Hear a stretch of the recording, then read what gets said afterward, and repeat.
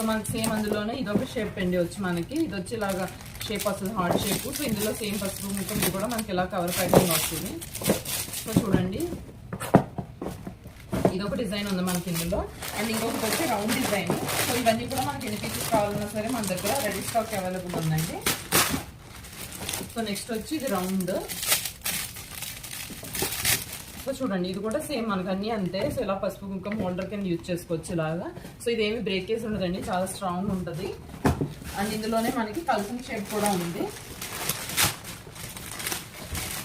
So ఇది వచ్చి కల్సం shape check చేయండి.